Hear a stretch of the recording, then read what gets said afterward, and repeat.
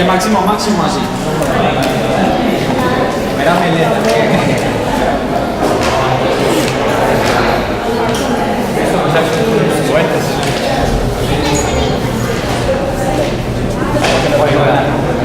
El tema de hoy, digamos que es uno de los síndromes que me gustan todas las frases, el enfoque en la abdomen agudo. Recuerden ustedes que hay un abdomen agudo que es de tipo obstructivo. La vez pasada les mencionaba pues, la obstrucción de varios sistemas.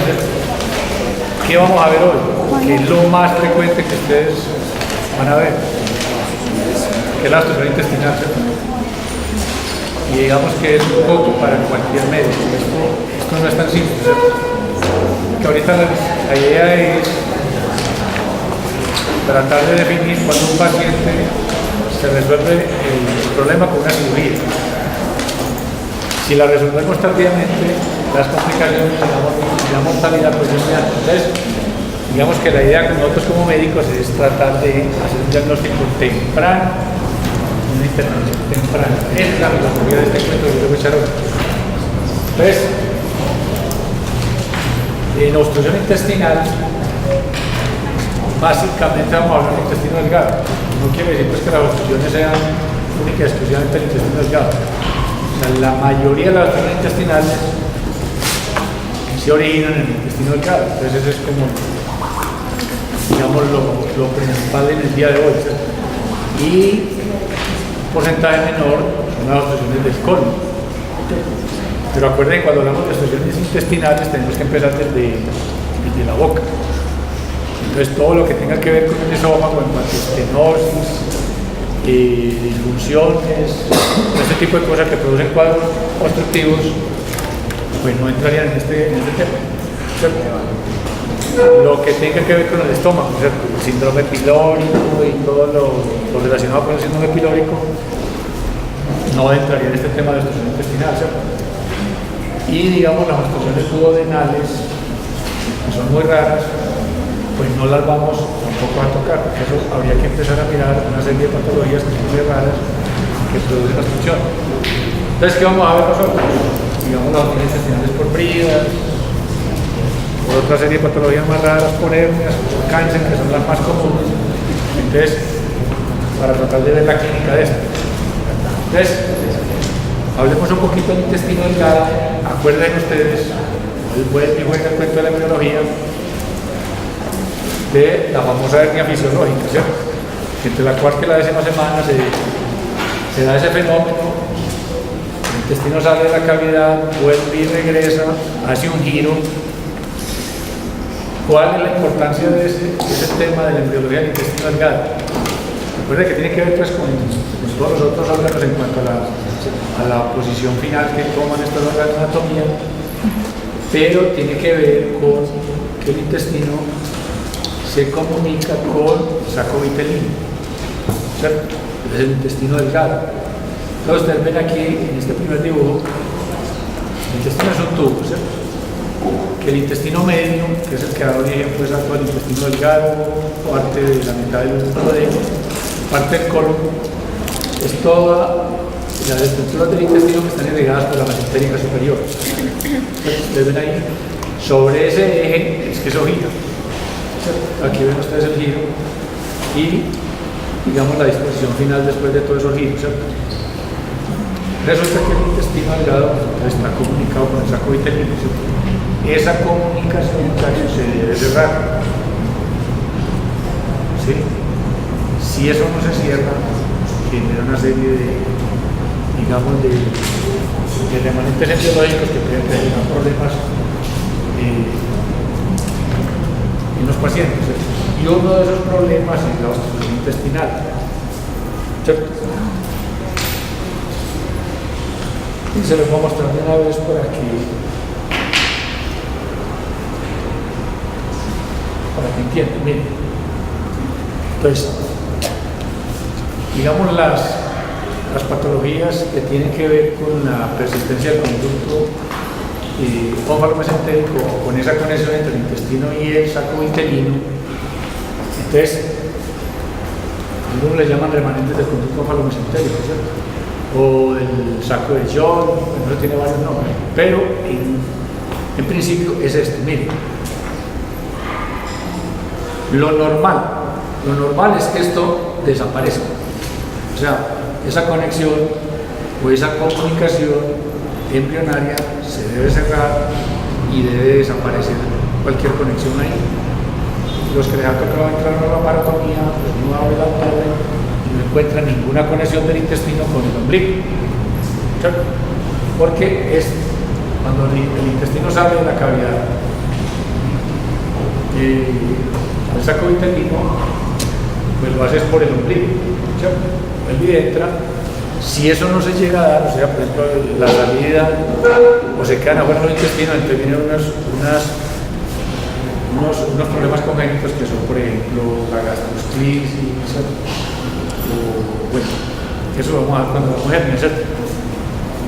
Entonces lo normal es que el intestino salió, regresó a su cavidad y esa comunicación se cierra y desaparece. ¿Listo? ¿Qué puede pasar si eso no sucede así? Entonces, una sería que queda la comunicación entre el intestino y la pared abdominal a través del ombligo. Entonces, se comunican las dos, entonces sería una fístula. Entonces, sería una fístula o un palo mesentérico. ¿Cierto? ¿Cómo sería la clínica de esa? Sería un recién nacido que cuando nace usted le ve que por el ombligo le sale meconio. Meconio es digamos, la materia fecal, el contenido intestinal que tiene el feto, ¿cierto? Es negro o verde oscuro, ¿cierto? Entonces,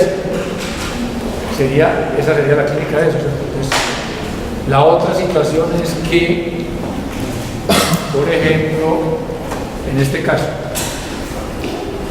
ustedes ven que queda como una saliente del intestino aquí, ¿cierto? ¿Cómo se llama eso? Ese es el famoso divertículo de Meckel, ¿cierto? Cuando él queda solo, este saco que queda en el intestino delgado, queda solo pero no queda unido al intestino, a la pared abdominal. Entonces sería un divertículo de Meckel 5, ¿cierto? Y si ustedes han escuchado pues todo lo que tiene el divertículo de Meckel, más o menos, eso tiene por ahí una nemotecnia de dosis. Está más o menos a 2 pies de la válvula ileocecal, más o menos 40 centímetros, ¿cierto? El promedio mide 2 pulgadas, más o menos, ellos tienen varios tamaños, pero el promedio puede ser de unos 4 o 5 centímetros, y eso puede tener un tejido aberrante, ¿cierto? ¿Y cuáles son los tejidos aberrantes que puede tener esto? Pues puede tener contenido de tejido gástrico, páncreas, ¿cierto? Entonces, ustedes han escuchado que los divertículos de Meckel pueden hacer úlceras, pueden sangrar, se pueden inflamar, se pueden perforar, ¿cierto? ¿Por qué pueden hacer una úlcera? Pero no la úlcera aquí dentro, sino que la hacen es un poquito distal, y es porque si hay un tejido gástrico, por ejemplo, produce ácido clorhídrico, y eso produciría una úlcera pequeña, ¿cierto? Y eso produciría sangrado, entonces es una causa de sangrado oscuro o oculto.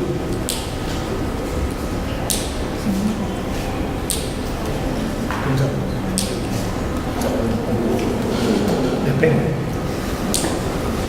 Pues les salgo la cuña para que vayan familiarizándose, porque otro tema que vamos a ver se llama hemorragia de tracto intestinal. Los sangrados ocultos o oscuros son los que se dan en el sitio donde no se pueden examinar normalmente, pues los métodos que tenemos hoy, por ejemplo, en la endoscopia superior e inferior, ¿cierto? Entonces, es todos los sangrados del intestino delgado, ¿cierto? Oscuro es cuando es macroscópico, porque usted no sabe de dónde viene, y oculto es cuando es micro. Entonces, por eso está diseñada la famosa prueba de sangre oculta en materia fecal, que se llama oculto. Entonces, esto puede darse un sangrado macro, pues un sangrado a una melena con una endoscopia digestiva superior normal, ¿cierto? O un sangrado microscópico se detecta solamente por la prueba de sangre oculta. Bueno, entonces ese es como el cuento del divertículo de Meckel. Entonces, pero si el divertículo de Meckel, entonces el divertículo de Meckel tiene todas las, lo menciono ahorita es porque de pronto no hay otra oportunidad de hablar del divertículo de Meckel. ¿Qué ¿Qué hace lo que un técnico de médico se encuentra? Que se ve un hallazgo incidental en cirugía. Lo que se recomienda es, si no tiene a la palpación de tejido sólido ahí, se debe hacer. Porque si yo me pongo a sacar lo que es una resección intestinal, una anastomosis, unas suturas, que se está agregando morbilidad a un paciente que no la tiene, ¿cierto? Entonces, y hay unos cirujanos que todo lo que ven lo echan al balde, eso no es así. Eso pesa riesgo-beneficio. Entonces, pero si uno para tejido sólido dentro de este artículo, sí se debe recetar. Eso quiere decir que cuidado del tejido pues un tejido anatomy, entonces eso puede generar complicaciones e incluso ser orígenes de tumores y cosas de eso. En ese caso se recomienda resección. Bueno, la otra situación es como se ve en este dibujo, ¿cierto? Que tiene el divertículo de Meckel y tiene un cordón fibroso que está unido a la pared abdominal, ¿cierto? Entonces, ese conducto no se obliteró completamente, dejó el divertículo de Meckel, pero con un cordón fibroso unido a la pared. Entonces, ese cordón fibroso es el sitio por donde se pueden hacer voltos, o se pueden hacer hernias internas. Entonces, esto es causa de obstrucción intestinal. ¿Sí? Otra situación que se puede presentar es, como esto es un conducto, al obliterarse, pues, quedó alguna zona que no se cerró completamente y eso produce líquido, ¿cierto? Entonces se genera un quiste aquí, digamos, con un cordón al lado y lado. Una parte va al ombligo y la otra va al intestino, ¿cierto? En esa situación se llamaría un quiste vitelino o un quiste onfalomesentérico. El manejo de esto es quirúrgico. Pero puede pasar que este quiste queda pegado aquí a la pared con un cordón fibroso del intestino. O puede suceder que queda aquí el quiste pegado a la pared y este cordón que está pegado al intestino no existe, ¿cierto? Entonces queda quiste por detrás del ombligo. Entonces eso se llama un quiste mesentérico. Es un quiste onfalomesentérico, sin ninguna conexión. Entonces, miren todas las variaciones que pueden darse de este conducto onfalomesentérico. Entonces, ¿por qué le menciono eso? Porque todas estas cosas están relacionadas con el ombligo, ¿cierto? Entonces, miren, si una persona empieza con secreciones en el ombligo, tiene una fístula, hay que empezar a hacer estudios para descartar este tipo de cosas. Bueno, entonces más o menos, estos son, digamos, remanentes que se conocen bajo la mesentérica. Entonces devolvamos.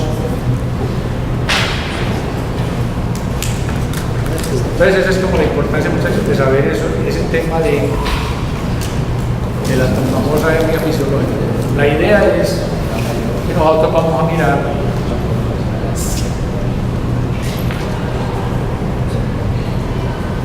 la anatomía así grande, macro, de lo que es el intestino delgado. Miren, aquí vemos pues el estómago, aquí está el pilo, está la primera porción del duodeno, la segunda, que es donde desemboca las vías biliares con el conducto pancreático, tercera porción y cuarta porción del duodeno. Entonces lo que es la segunda y la cuarta, la tercera y cuarta porción del duodeno hace parte del intestino medio, ¿cierto?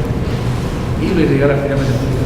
Entonces todo esto, aquí más o menos hay una estructura que es el ligamento de Treves, ¿cierto? Ese es el límite entre el duodeno y el intestino delgado.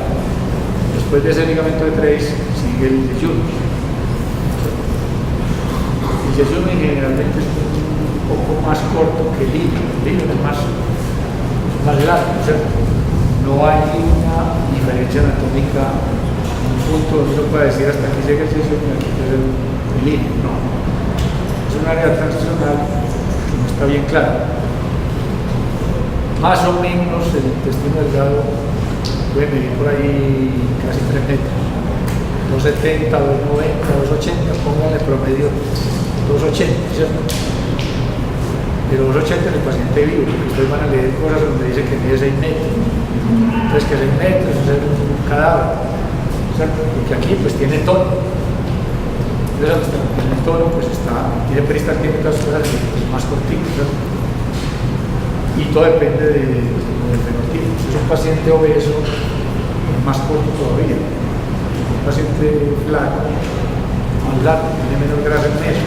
Bueno, lo importante de esto, que esas partes que tienen que tienen una función especial, ¿cierto? Recuerden ustedes que las funciones principales que tiene el intestino delgado es de absorción, ¿cierto? Pero también tiene secreción, es un órgano inmunológico, esta vez el más grande de todos los sistemas inmunológicos. ¿Sí? Acuérdense que es un órgano vital. ¿Qué quiere decir eso? Quiere decir que una persona sin intestino delgado no puede vivir. ¿Estamos? Una persona puede vivir sin estómago, puede vivir sin duodeno, puede vivir sin esófago o sin colon, pero sin intestino delgado no puede vivir. Entonces, miren toda la importancia que tiene este órgano. Tiene unas funciones especiales, por ejemplo, de absorción, ¿cierto? La vitamina B2, los ácidos biliares, ya hemos mencionado algunas cosas. En algunas regiones se absorben más, digamos, nutrientes que en otros. Entonces, eso todo es importante en el momento de que se hagan resecciones intestinales, para uno saber qué cambios fisiológicos pueden aparecer en la persona. Y miren que esto se continúa. Entonces, ya la parte distal del intestino delgado sería el ileum terminal que desemboca pues, en el ciego. El ciego hace parte pues, del colon, la primera porción del colon, después colon ascendente, transverso, ascendente, sigmoides y recto. Hablamos un poquito más del colon cuando veamos. Profesor, ¿qué porcentaje de infección se puede hacer en el intestino delgado? Bueno, entonces, que más o menos un 70%, pero eso es relativo. Relativo es que cuando se hace una revisión intestinal grande, entonces el riesgo es de un intestino corto. Es un síndrome de intestino corto, porque es una innutrición severa y se muere el paciente. Pero hay que tener en cuenta una serie de cosas. Por ejemplo, hay que tener en cuenta si en esa resección intestinal se conserva la válvula electrical o no. Entonces eso es un dato. Que si se conserva el colon derecho o no. Porque acuerden ustedes que la válvula electrical no es un esfínter, pero sí regula el vaciamiento del intestino grande. Fuera de eso, en el ileum terminal, no se absorben las sales biliares. ¿Cierto? Las sales biliares, sobre todo los ácidos primarios. Entonces, es importante ese dato. Que en el colon ascendente, acuérdense que el colon derecho es un órgano más de absorción que de formación de materia fecal. Entonces, ahí se absorben una serie de nutrientes que digamos que quedan de todo lo que pasa por el intestino delgado. O sea, en el colon derecho, o sea, con el flora que hay allí, se recicla todo esto que digamos que parece que sobraría del intestino delgado. Y se acaban de hacer una serie de reacciones digestivas. Pues, en el colon ustedes van a ver que se metabolizan carbohidratos, proteínas, grasas, todo eso. ¿Qué tiene que ver con la flora del colon? Entonces, en este lado derecho del colon que es absortivo, entonces hay que tener presente eso. Entonces, por ejemplo, si una persona tiene una trombosis mesentérica porque a la salida de la arteria mesentérica superior se enclavó un trombo, se necrosó todo lo que irriga la arteria mesentérica superior, entonces habría que hacer una resección más o menos desde aquí hasta por aquí. ¿Cierto? Entonces, como yo les decía, ese paciente no sobrevive. Esto es un órgano vital. Pero supóngase que hubo que resecarle la mitad del colon, todo el colon derecho, y la mitad, o más de la mitad, póngale ustedes el famoso 70% del intestino delgado. Ese paciente, lo más probable es que tenga un intestino corto. Pero si yo le reseco un 70%, 80% de intestino delgado y le conservo el colon derecho y la válvula no secal, probablemente ese paciente no va a ser un intestino corto. Entonces ya el intestino corto habría que hacer es empezar a probar la viola del paciente, a ver cómo se va a comportar hasta que llegue un momento que se hace el puesto. Pero más o menos eso es lo que se dice. Bueno, ¿alguna pregunta, muchachos? Bueno. Entonces, acuérdense, tiene funciones importantes así grandes el intestino delgado de absorción y secreción. ¿Por qué les hago énfasis en eso? Porque cuando veamos la fisiopatología de la obstrucción intestinal, hay un fenómeno que todavía no está bien entendido, es a pesar de que está obstruido, de que la presión está aumentando en ese intestino, el proceso de secreción continúa. Y eso es uno de los grandes problemas que tenemos con los pacientes obstruidos, es que se deshidratan. Y entre más obstruido esté, más deshidratado. Entonces es por eso, porque el proceso de secreción intestinal continúa. Bueno, miren, más o menos esto es lo que les había mencionado. Miren por acá, el duodeno más o menos mide 20 centímetros. ¿Saben por qué se llama duodeno? Duodeno quiere decir 12. Son 12 travesas de dedo. A alguien se le ocurrió, lo llamaron así, pero más o menos mide 20 centímetros. Y si uno unos 100 centímetros y mide 150. Entonces más o menos es como la proporción. Acuérdense ustedes que el intestino delgado, sobre todo el hígado, tiene un poder de regeneración muy grande. Creen que eso tiene la anatomía de la mucosa, tiene las vellosidades, ¿cierto? Pero las vellosidades, eso lo que hace es aumentar la superficie de absorción. Entonces, cuando hay una recesión muy grande del intestino delgado, eso tiene un poder de regeneración y aumenta, digamos, el tamaño de las vellosidades, y eso lo que hace es compensar pues, la falta de los intestinos, ¿cierto? Entonces, tiene un mecanismo de compensación muy grande. Bueno, y les traje estas para que se vayan analizando con las capas del intestino. Siempre hablamos de mucosa, submucosa, muscular y serosa. ¿Sí? ¿Por qué es importante que ustedes se familiaricen con eso? Porque cuando hablamos de cáncer, cuando ustedes escuchan hablar de cáncer en el intestino, la clasificación de esos cánceres tiene que ver con estas 4 capas.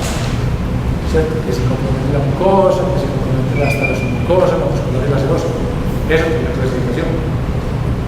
¿Qué parte del intestino le falta una de las capas? Es el esófago. ¿De acuerdo? El esófago le falta la serosa. ¿Y qué otra parte del intestino tiene una particularidad que es muy curiosa? Con una de estas capas que es la muscular, es el colon. Recuerden ustedes que el colon, la muscular son 2 capas. La interna que es circular y la externa que es longitudinal.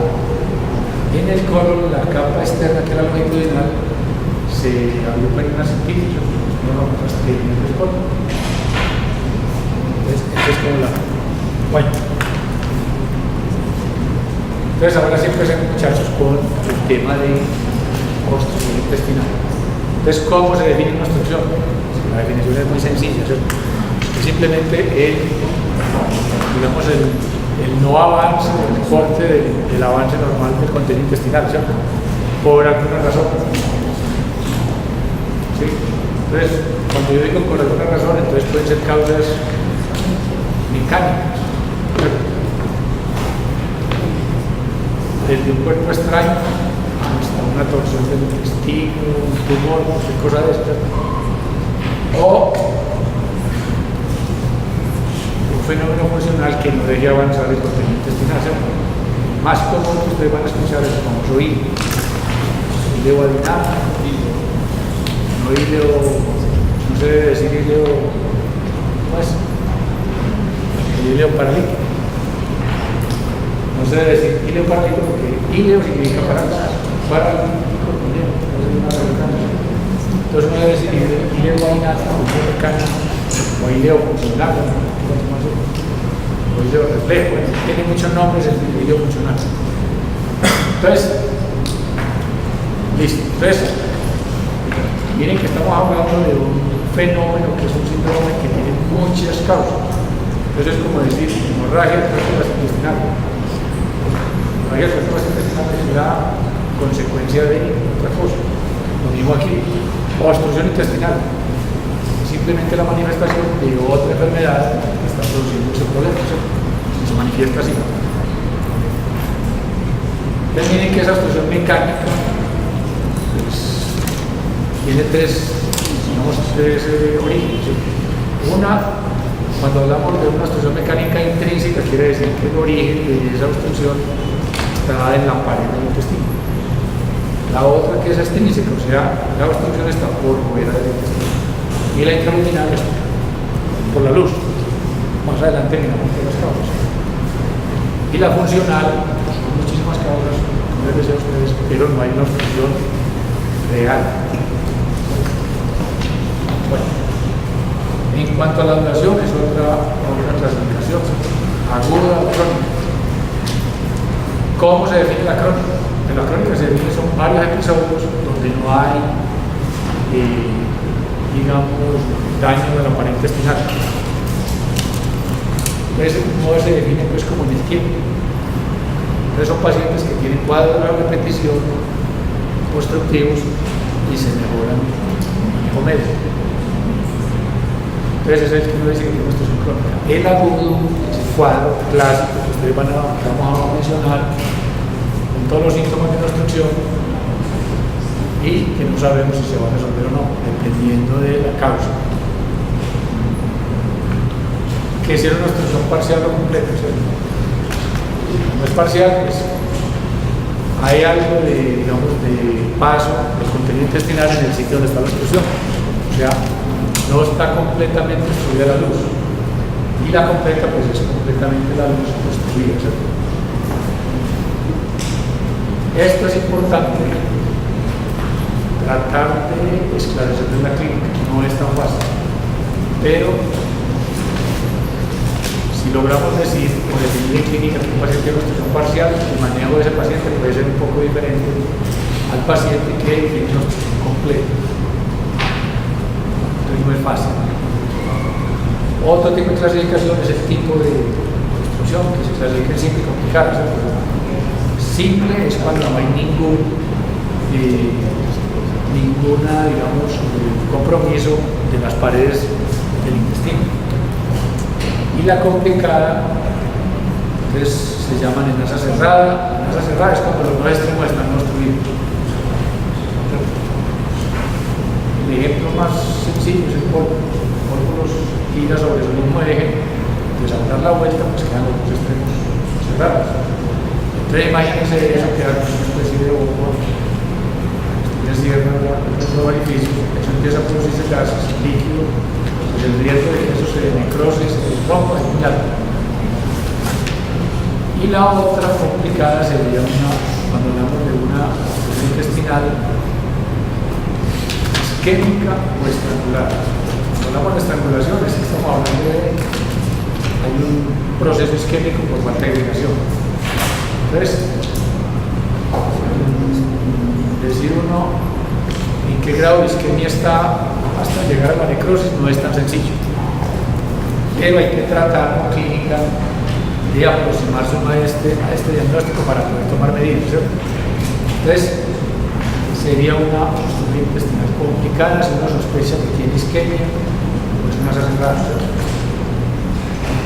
Entonces miren que esta clasificación es, ahora que veamos la clínica, no es tan sencillo. Entonces, y ese por eso les decía al principio que no es fácil, es un coco para todos los que manejamos la nomenclatura. Y esta clasificación es mucho más sencilla, pues es alto-baja. Digamos que alto-baja es si compromete el colon, no compromete el colon. Baja es después de la válvula ileocecal, ¿cierto? Y ahí hacia arriba, o sea, toda obstrucción de la válvula ileocecal hacia arriba, se aproxima a ese sitio, pues se llaman altas. Pero en ese tema de altas hay unas más altas que otras. Ustedes van a ver, por ejemplo, un síndrome pilórico y una obstrucción intestinal. No tiene vuelta de hoja, simplemente es que está en el pilo. Entonces la clínica de esa obstrucción es un poquito diferente a la obstrucción del intestino delgado. Y si está obstruido, póngale una obstrucción a nivel del yeyuno, a unos 40 o 50 centímetros del trace, pues probablemente va a tener mucho vómito bilioso, pero la distensión va a ser mínima. ¿Cierto? En cambio, si la obstrucción es llegando a la válvula secante, la distensión va a ser mucho más baja, porque se va llenando todo el intestino delgado. Entonces, siempre tiene que pensar en eso. Qué tan arriba, qué tan abajo está la obstrucción para uno poder corroborar con esa distensión que tiene el paciente, tratar de imaginarse dónde está la obstrucción. Entonces, la idea es tratar de clasificar esto. Nos falta una clasificación bien importante, que es la etiopatogénica, o sea, la causa. ¿Cierto? Ya ahorita la vamos a ver, también tiene extrínsecas, etiológicas. Y esta epidemiología que es importante usar para que ustedes vean un paciente y sepan dónde está la obstrucción más o menos, ya saben qué tener.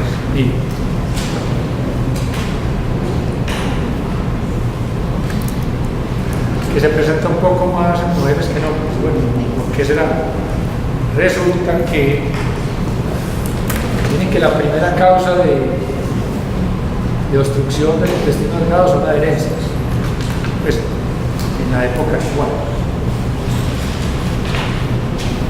Y resulta que las cirugías que más adherencias producen son las cirugías del abdomen inferior y las ginecológicas.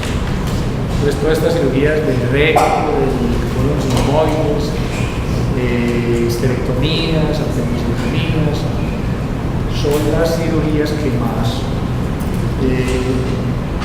adherencias producen y más obstrucciones producen. Entonces por eso es un poco mayor en las mujeres, porque la cirugía ginecológica es muy común.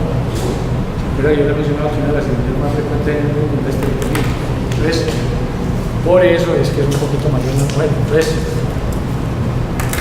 tengan en cuenta esa edad. Entonces, miren, el 80% de las obstrucciones intestinales se dan en el intestino delgado y un 20% en el intestino grueso, o sea que las obstrucciones del intestino grueso muy raras.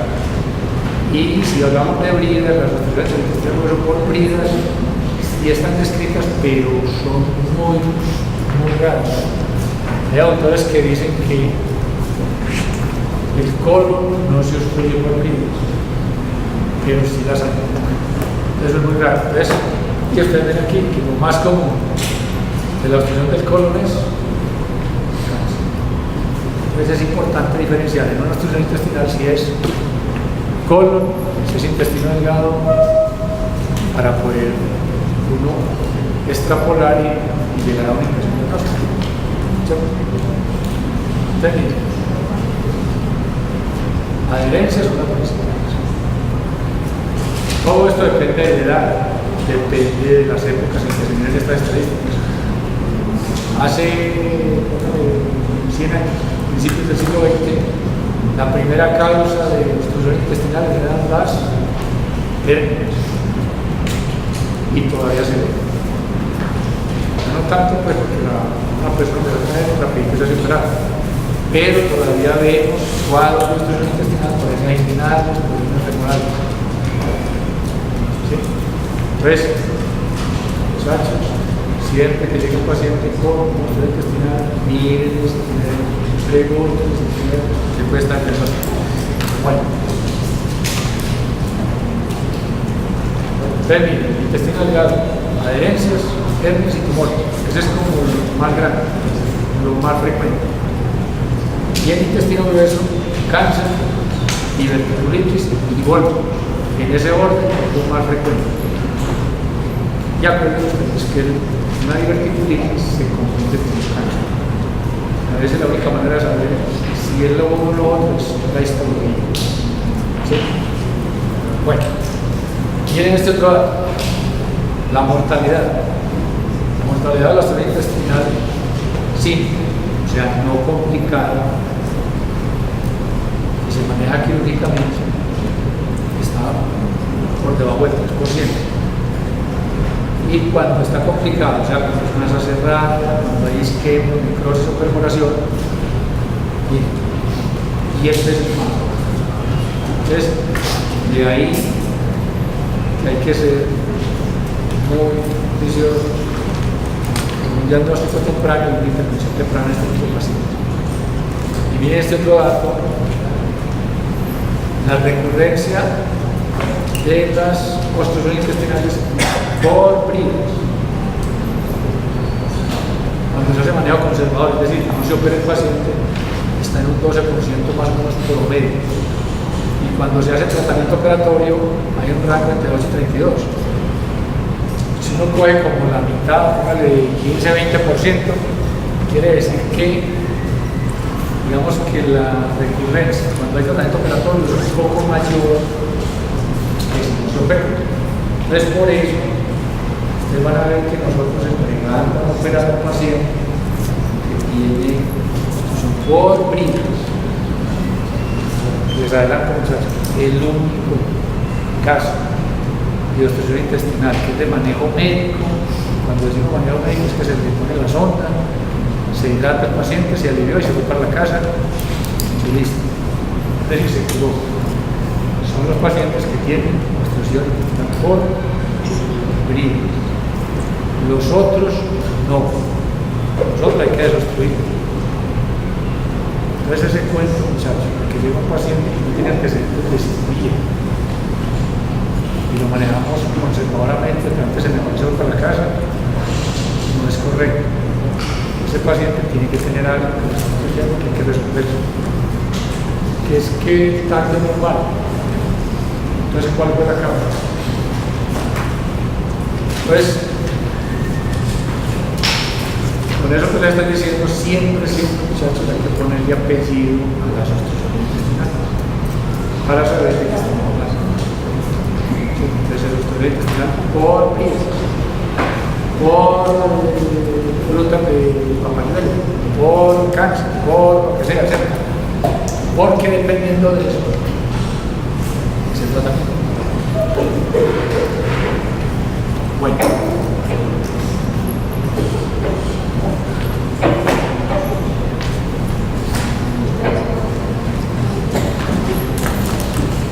Entonces, empecemos a hablar de la fisiopatología de la obstrucción intestinal. Entonces, miren,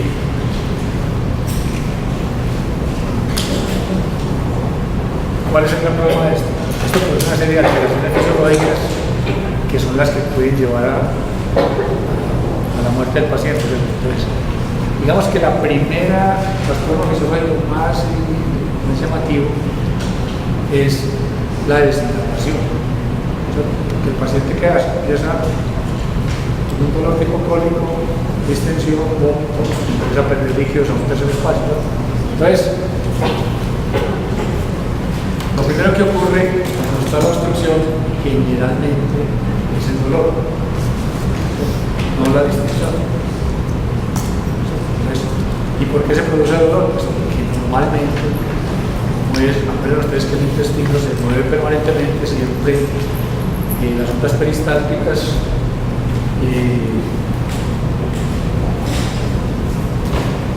son siempre hacia el mismo sentido, son permanentes. Entonces, al obstruirse, el peristaltismo trata de hacer esa obstrucción y la manifestación clínica sería dolor. Ese dolor, el dolor tipo cólico, intermitente, de forma pues ascendente, digamos así. Entonces empieza lento y va aumentando hasta que llega un momento que se hace muy intenso. Si ustedes auscultan a esos pacientes en ese momento, van a escuchar cómo va aumentando la frecuencia. Y eso, en psicología, los términos quirúrgicos nosotros utilizamos, a veces hablamos de la que llaman lucha peristáltica. Eso llega a un punto donde deja de escucharse los sonidos, se queda en silencio. Cuando eso se queda en silencio, el paciente empieza a manifestar que se le está mejorando. O sea, deja descansar y vuelve otra vez. Ese es más o menos como el patrón. Entre más alto sea la obstrucción, más frecuentes serán los episodios de dolor. Si es en el colon, por ejemplo, los episodios pueden estar en ese intervalo de minutos. O sea, son mucho más lentos los episodios. ¿Sí? ¿Por qué? Porque el peristaltismo del colon es mucho más lento. ¿Sí?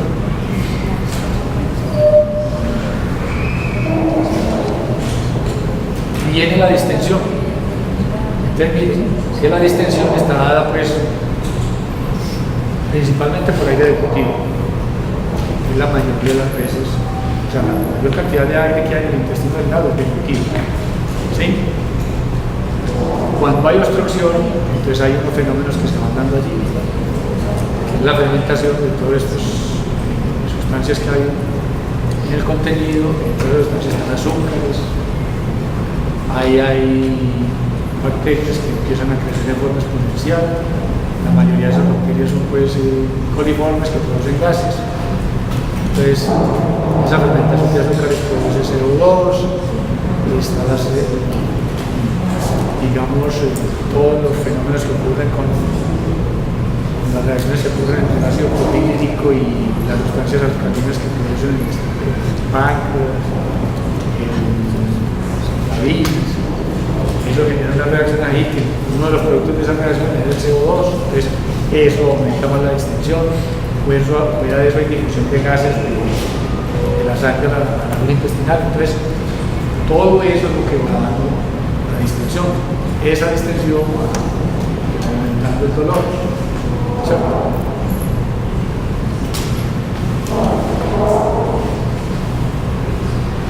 Disminuye el fenómeno de la absorción, va disminuyendo, pero el de la secreción intraluminal va aumentando. ¿Sí? Y a medida que aumenta la presión, entonces imagínense ustedes, pues aumenta la presión, lo que es la presión del sistema linfático se va, digamos, se va igualando a esa presión, entonces el drenaje linfático va disminuyendo, el edema empieza a aumentar, esa presión puede ir aumentando hasta que iguala la presión venosa, entonces el drenaje venoso empieza a sufrir, se congestiona, más edema, hasta que puede llegar a sufrimiento de tipo arterial, por eso, o sea, no hay perfusión a medida que esa presión va aumentando. Y lo que se sigue de ahí ya es isquemia, necrosis y perforación. Todo eso parece ser que está mediado por un fenómeno inflamatorio. Anteriormente se pensaba que era por el aumento de las presiones, pues que al aumentar la presión pues iban dando todos estos fenómenos, disminución de la absorción por aumento de la presión y el aumento de la secreción, si no lo han podido explicar por aumento de la presión, porque si aumenta la presión debería disminuir la secreción, resulta que aumenta. Y la alteración de la motilidad parece ser que no es tanto por la presión, sino porque empiezan a liberarse en la mucosa intestinal toda una serie de sustancias inflamatorias. Entonces, ese fenómeno inflamatorio va aumentando la secreción, ese fenómeno inflamatorio puede alterar la motilidad y va distendiendo el órgano. Parece ser que esa es como la explicación de todo lo que está ocurriendo allí.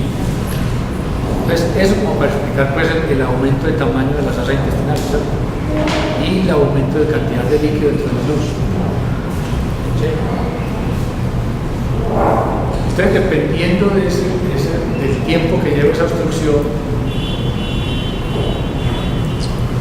entonces las manifestaciones clínicas van a ser cuáles. Ya dijimos inicialmente el dolor, la distensión y el vómito. Entonces, el vómito, las características del vómito van desde contenido gástrico hasta vómito fecalógico. Entonces, dependiendo de todo eso, pues, el intestino se está rebosando y ese rebosamiento busca salir. ¿Por dónde busca salir? Pues, duodeno, estómago y lo vomita el paciente, ¿cierto? Entonces, muchachos, es bien importante mirar el aspecto del vómito. Así que habría que olerlo, saborearlo, es tan complicado. Pero hay que saber de dónde viene eso. El vómito fecaloide no es que venga pues del colon, no. El vómito fecaloide se produce, está todo el contenido intestinal, más las secreciones retenidas por la fermentación que van haciendo, todas las bacterias que se van creciendo allí, eso produce gases y se va tomando ese color pues, de fecales, ¿cierto? Entonces lo que ustedes van a ver, hagan de cuenta un paciente vomitando diarrea y huele a fecales. Entonces, es por la fermentación de todas esas bacterias de ese contenido que está retenido ahí. Cuando un paciente tiene vómito fecaloide, es uno de los signos clínicos de una obstrucción total.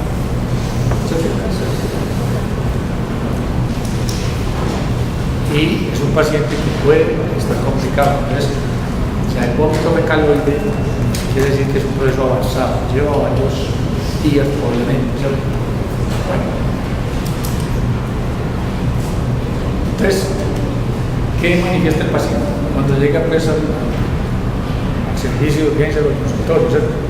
Los pacientes que dicen, él empezó un dolor, puede que le empiece lento, va aumentando hipocólico, generalmente a nivel central. Recuerden que el intestino delgado se manifiesta en mesogástrico y acompañado de vómito. Entonces hay que preguntar por las características del vómito. Generalmente empieza con contenido gástrico en alimento y va avanzando bilioso hasta el recaloide. Con distensión puede haber paro de fecales y de flatos. Eso es lo que uno esperaría, pero un paciente puede tener obstrucción intestinal y estar haciendo deposición. Obviamente que ningún deposición es normal, muchachos. Tienen que investigar bien y se van a dar cuenta que el paciente generalmente hace defecación escasa, se hace con mucho esfuerzo y expulsa gases, pero no como normalmente lo hacen los pacientes. Entonces, dicen en el interrogatorio que usted tiene que aclarar esto. ¿Por qué un paciente puede hacer deposición estando obstruido?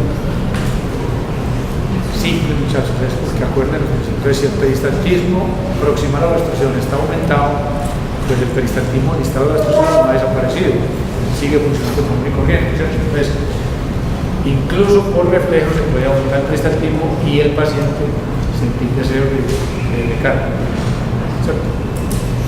Cuando ya no hay paso de flatos ni hacer deposiciones, porque ya en esa parte se paralizó, tiene un hilo, ¿cierto?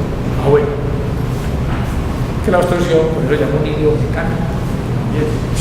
Inicialmente es activo los movimientos, pero llega un momento en que se queda quieto y ya no vuelve a moverse. Cuando eso sucede es porque las cosas están complicadas, ya hay otro tipo de problemas. Entonces, no es condición para una obstrucción intestinal que el paciente tenga paro de flatos y de fecales. Bueno, ya lo mencionamos, pues hay que tratar por la clínica de establecer si es parcial, total, no se separa total. Eso necesitamos algunas ayudas diagnósticas, pero por clínica, por ejemplo, si tiene vómito fecaloide, ya podemos sospechar que es una obstrucción. Que si tiene paso de flatos, que se hace deposición escasa, el paciente no tiene signos de irritación peritoneal, uno podría decir que este paciente puede tener obstrucción parcial.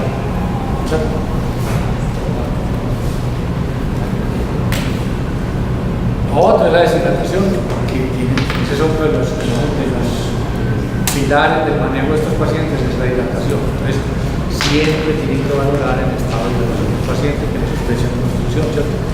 Acuérdense que estos pacientes vomitan mucho, entonces ya ustedes tienen que tener en mente que esos pacientes producen un desequilibrio hidroelectrolítico y ácido básico. Pensando en eso, ustedes tienen que saber cómo lo van a hidratar, los exámenes que nos han pedido para corroborar esto y hacer un buen manejo de pacientes. Estos pacientes hay que reanimarlos antes de tomar el medicamento. ¿Sí? Bueno, ¿alguna pregunta entonces como la clínica de estos pacientes? Entonces, miren que estamos como, digamos, en lo que es la parte de la anamnesis. ¿Sí? No hemos entrado en detalle con la parte de la física. Hablamos del paciente menciona que tiene vómito, dolor, distensión.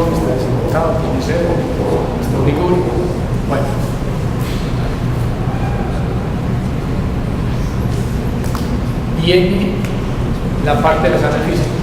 Obviamente los muchachos, todo lo que es el aspecto general, los mucosos, los inmunitarios y el abdomen.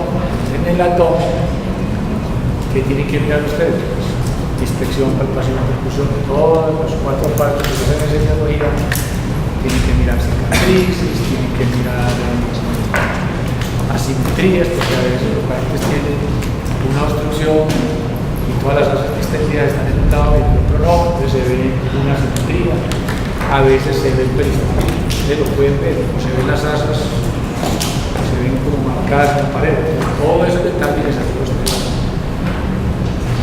A veces en la palpación ustedes tocan, se sienten, ¿sí? Entonces es bien importante la expresión, buscando masas, buscando hernias incisionales, hernias inguinales, las hernias femorales, muchachos. A veces no se ve que tocar. Entonces a veces uno busca ese anillo y ahí encuentra una masita y es muy doloroso. Ya uno enfocándole como el interrogatorio de esa zona, probablemente ahí está la causa de la obstrucción. Entonces, la palpación, muchachos, ¿qué debe buscar usted en la palpación? Si tiene signos o no de irritación. Bien importante eso. ¿Por qué? Porque paciente con irritación intestinal y signos de irritación intestinal es quirúrgico de entrada. ¿Cierto? No hay duda. Con lo mismo que paciente con obstrucción intestinal y fiebre, hay que operar. No tiene otra duda. Pues, misión sobre el examen físico, masas, buscando masas, los efectos dañados, la palpación, la percusión, pues hay zonas más timpánicas en la otra. Si tiene líquido libre, pues encontrar ustedes zonas matrices desplazables, la auscultación, como yo les mencionaba. Si ustedes tienen un rato auscultándose, no me pueden escuchar cómo es una lucha constante. Entonces, muchachos, es bien importante el examen físico. Y vuelvo y le repito, dentro del examen físico, siempre ha incluido acto rectal. ¿Por qué? Porque una de las causas de obstrucción intestinal es la impactación fecal. ¿Y cómo se diagnostica una impactación fecal? Con un tacto rectal. Si no hay impactación a nivel rectal, de materia fecal, de un cuerpo extraño, lo que sea, en el tacto rectal no puede hablar de eso. Debe ser otra cosa. ¿Por qué les hago esa cuña? Porque en el marco biovisual encuentra unos pacientes con impactación fecal simplemente por la radiografía. No, es con el tacto rectal. Bueno, entonces ya hicimos pues como la anamnesis, el examen físico, y con esos datos tenemos más o menos una impresión diagnóstica. Y en unos exámenes que nos ayudan a mejorar esa impresión. Entonces los exámenes, digamos, básicos, pues en nuestro intestinal, el hemograma. ¿Qué hay que mirar en el hemograma? O sea, recuerden que estos pacientes, pues si no tienen problemas, digamos, de isquemia o de inflamación, el hemograma debería ser normal, ¿no? Si tienen signos inflamatorios, pues debería tener leucocitosis. Ojo, hay que mirar qué grado de leucocitosis tiene un paciente. Algunos dicen de 16.000, otros de 18.000. Pacientes con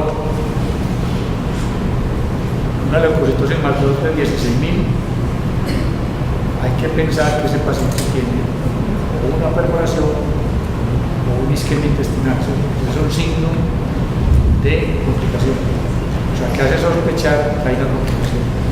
Y si hay desviación a la izquierda, es decir, si hay bandas positivas, con mayor razón. Entonces, muchachos, cuando uno pide el hemograma, parece que está obstruido, los unidos de lo que es hemoglobina, plaquetas, plaquetas pueden estar aumentadas, pero hay que poner cuidado con los leucocitos en las bandas. Tiene leucocitosis severa y bandas positivas de pacientes, probablemente es mejor llevarlo a cirugía porque la sospecha es que tenga una isquemia extracelular. Los electrolitos, pues ya lo mencionamos, paciente que está deshidratado, que necesita un electrolítico, diabético, hay que corroborar eso. Muy bien creatinina, pueden tener ustedes. Si el paciente está deshidratado, está oligúrico, puede tener un trastorno renal, hay que saberlo. pH y gases arteriales, básico para saber cómo está el estado ácido básico.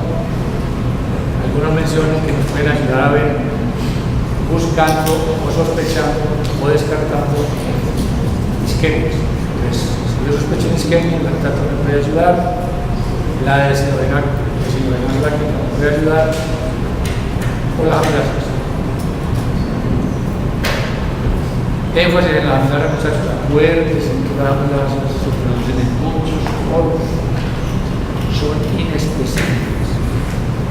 Entonces, un paciente con una obstrucción intestinal le puede dar amilasas altas, y altas es mayor de 3 veces el valor superior normal, y eso no es el diagnóstico de pancreatitis. Entonces, acuérdense ustedes que un paciente puede tener 400 de amilasas o 4000 de amilasas, y eso no da valor de gravedad. El sistema es menos de 4000 que de 400. Entonces, hay que ser juiciosos con el tratamiento de esa amilasa. O sea, de rutina pedirle amilasas a la parte de cosas intestinal no tiene ningún sentido, porque eso, si les da altas, eso lo puede dar pero no les da la gravedad.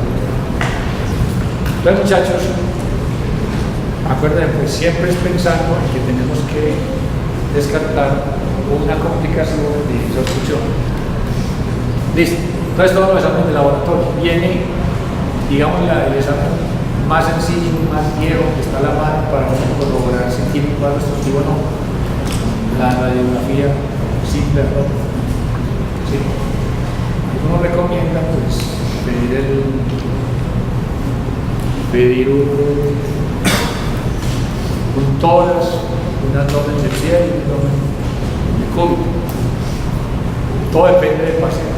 Si ustedes tienen un paciente que se puede dar para ideales, a la radiografía de pie. Algunos recomiendan pedir el tórax porque uno puede haber ahí compromisos a nivel del tórax que pueden explicar un niño, por ejemplo. Entonces le puede llevar a un paciente con una neumonía séptico, un abdomen distendido, vomitando, que lo pueden interpretar como un obstrucción intestinal porque una vez tienes un hile secundario, un cuadro séptico, como hile pulmonar.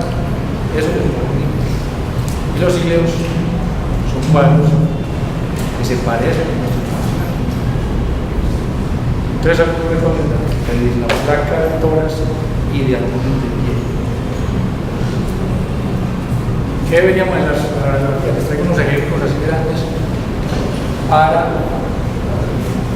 ¿qué es lo clásico? Múltiples niveles escalonados en escaleras, ¿cierto? Que dependiendo si son del intestino delgado, generalmente son centrales, que si son del colon, generalmente son hacia la periferia, y que si son de ambos, pues entonces están centrales en la periferia. Bueno, entonces, la primera pregunta que ustedes hacen, bueno, ¿está obstruido? No, pues si tiene niveles o no tiene, pues si tiene niveles. Algunos miran el tamaño de los niveles, entonces, acuérdense ustedes que pues, entre más grande, digamos, la distensión de la asa, pues con mayor son estos obstruidos. Entonces, algunos le ponen límite a eso. Entonces, dicen que si el intestino delgado tiene más de 3 centímetros, la dilatación de las asas, entonces coincide con un cuadro de obstrucción. Pero viene la pregunta: normalmente el intestino delgado tiene aire. Gracias. ¿Quién? Normalmente, estamos hablando de pancreas. Normal, ¿cierto? Hay unas situaciones que sí puede haber siendo normal, que es en los extremos de la vida. Los bebés, los lactantes, por ejemplo, que no tienen dientes, que ahora están chupando. Y los viejitos que tampoco tienen dientes, que ahora están chupando de la lengua. El tiene mucho aire. Entonces, en ese tipo de pacientes puede mover algunas asitas pequeñas. Entonces, eso se considera normal. Pero en principio, muchachos, en el intestino delgado no tiene por qué haber aire. Entonces, lo normal de la placa del abdomen es que se vea el marco cónico. Más. Si empieza a ver ahí, ya eso es un signo de que hay algo que está funcionando. Si tiene niveles, ya no se conformes con algo de... ¿Por qué les traigo esta placa? Entonces, listo. Resuelta la primera pregunta, sí tiene cuadro obstructivo, listo. La segunda es, bueno, ¿es el intestino delgado o el intestino grueso? ¿O dónde está la obstrucción? Entonces, ¿cuál es la característica radiológica de la distensión del intestino delgado? Es la famosa imagen de pilas de monedas. ¿Se han escuchado eso? Entonces, es lo primero, sí lo grande, pues, nosotros no somos radiólogos, pues para irnos a... Esto tiene muchas cosas, pero así lo grande. Entonces, esta radiografía se caracteriza porque esto es intestino delgado, muy distendido, y se ven las famosas imágenes en pilas de monedas, ¿sabes? Es porque esos los pliegues mucosos de la vellosidad intestinal van de lado a lado, que se marcan, ¿cierto? Este sería una dilatación del intestino delgado con sus pilas de monedas. Aquí, aparentemente no hay niveles.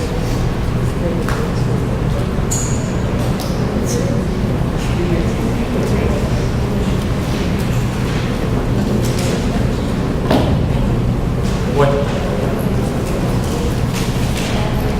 entonces vimos el intestino delgado. Este es grueso. ¿Cuál es la característica de las asas extendidas del intestino grueso? Pues las famosas austras, ¿cierto? Entonces aquí ustedes ven, pues aquí están muy distendidas estas, pero miren esta forma. Entonces esas austras tienen sus características, ¿cierto? No cruzan pues completamente el asa. Eso se da es porque las tenias, digamos, traccionan, no alargan, ¿cierto? Alargan el colon, no que lo traccionan, entonces se dan como unas acomodaciones, ¿cierto? Miren aquí en este. Entonces, este es el colon, miren ustedes. Entonces uno mira la placa y, de acuerdo, sabiendo dónde está el marco cónico, pues busquen. Entonces miren, en este caso, pues, por ejemplo, el colon derecho, pues allá por acá, todo esto es colon transverso distendido. Este es el descendente, por aquí está el simonis. Y si hay alguien aquí, no. Entonces, sabiendo, no, pues ya uno dice, es el intestino delgado porque no vemos el colon, ¿cierto? O es en el colon, pero resulta que se ve hasta aquí y de aquí para acá no se ve nada. Las otras cosas, muchachos, que hay que ver en una placa de esta, pues que tiene calidad, las imágenes tienen del lado, que si hay pérdida de las líneas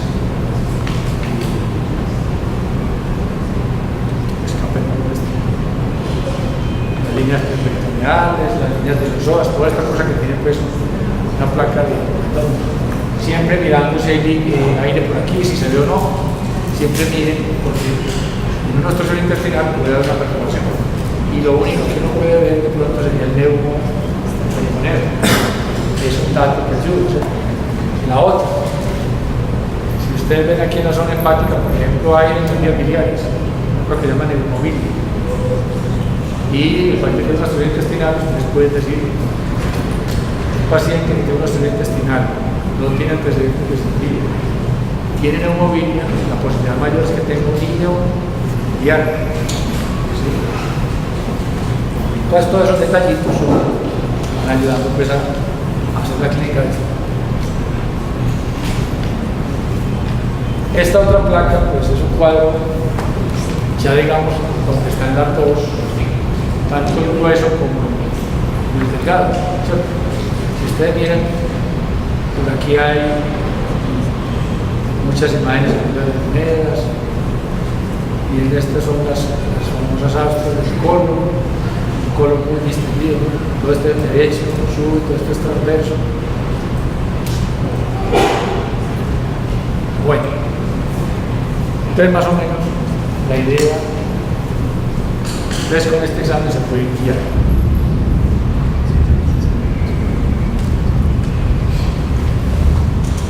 Esta es una imagen, ya más específica, de escorpio. Este es un volvus. Esta imagen es la famosa imagen del grano de café.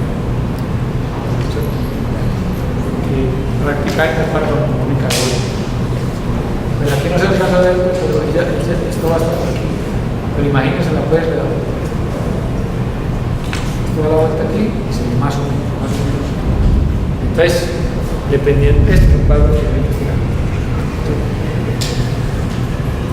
Los volvos generalmente son de instalación súbita y distensión brusca. La gente a veces le dice a uno, yo almorcé y me dio un cuerpo tremendo y me tuve. Vamos, le tomo una placa, me parece que es un bien. Bueno. Entonces, muchachos, con esto que llevamos, digamos, ustedes ya son el proceso de intestinal. Y le pueden poner el apellido dependiendo de todo lo que hemos encontrado en la historia clínica. Si tenemos dudas, el paciente se puede estudiar. El examen estándar para estudiar una función cognitiva se llama TOMO. Entonces, pero yo pienso que siempre debemos pasar por la plaquita de TOMO. Eso es lo más fácil, siempre está a la mano, de día y de noche. Con esto nos formamos una idea de qué es. Y ya con eso se toma la decisión de manejo médico, estudia o se opera, dependiendo de la clínica siempre. Ustedes vieron que por allá en la diapositiva donde hablaba de diagnóstico, hablan de la ecografía. La ecografía, digamos que hoy por hoy, está tomando mucha fuerza en cuanto a ayuda diagnóstica para estudiar construcción intestinal. Pero tiene que ser en manos de una persona entrenada en el tema, con un buen aparato, y nos puede ayudar. Aunque la ecografía, acuérdense ustedes que no está, pues para ver intestino es muy mala el aire que se tiene. Pero ustedes van a leer unos textos que la ecografía también puede ayudar. Es decir, la ecografía es mucho mejor que la radiografía, pero menos que la tomografía. Entonces, si por alguna razón no tiene forma de hacer una ecografía con paciente intestinal, puede ayudar a ver la causa. Por ejemplo, hay causas como decir un cuerpo extraño, una imaginación. Eso, una ecografía no puede ayudar. A ver. Bueno. Listo, entonces ya tenemos el diagnóstico. Usted tiene. Como la ecografía, pues cuando hay aire no deja registrar. Entonces, pues, ¿por qué sería mejor que la radiografía? ¿Sería más específica la radiografía que se puede ver así? Bueno, la radiografía nos muestra unas imágenes, pues, usted las tiene que interpretar, ¿cierto? Pero el ecografista, por ejemplo, el peristaltismo se puede ver, usted lo ve, ¿cierto? ¿Dónde está más activo? ¿Dónde están por ejemplo, las arterias conexadas? O, es decir, de hecho, no les ha tocado ver ecografías por alguna razón que le mandan a estos pacientes.